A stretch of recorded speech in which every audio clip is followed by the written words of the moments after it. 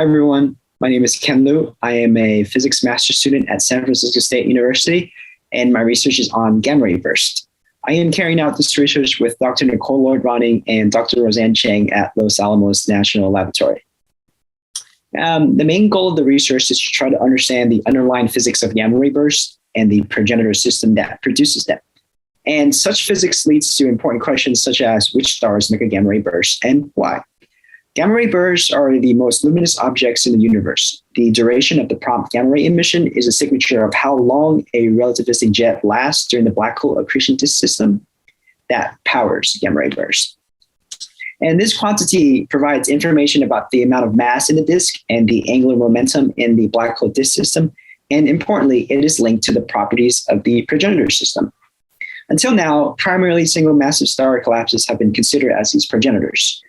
Using MESA simulations of interacting binaries, we examine the possibility that longer-lasting gamma ray bursts results from a massive star that collapses in an interacting binary system, which can provide the resultant black hole disk system with more angular momentum and therefore a longer-lived and more powerful jet. Because gamma ray bursts are violent, and through these violent processes, they produce very highly complex physics. To reduce this complexity, we approach our question from a tractable way. We are using an open source code called MESA, which stands for the Modules for Experiments in Stellar Astrophysics. We are using MESA because it provides us the necessary information to further our studies so that we do not have to reinvent the wheel every single time by developing our own code for the hard physics, which is very time consuming. And next slide, I just want to show some of the results of the capabilities of MESA. I start off, this is a study of a binary system with a 14 solar mass star with a 8 solar mass black hole. MESA has the capabilities of allowing me to write in small lines of codes, and it provides us with plenty of information about the physical processes of the system and how it evolves over time. For example, if you take a look at the graph all the way to the right, let me point out right here, it shows how the initial masses start, which is the top panel, and how you can see that the black hole accretes and basically eats up some of the masses from the donor star.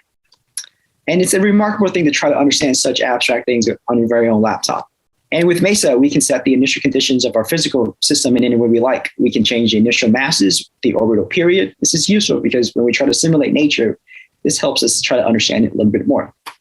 And as shown from these graphs, all this is already built into the code, and this is a time saver. Just want to show one more thing. And MESA allows me to compute angular momentum of the interacting binary system, a quantity that is very important in working out the progenitor system. We can see how tightly orbiting black holes leads to higher angular momentum of the system.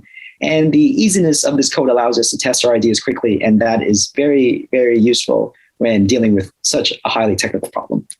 Thank you for listening.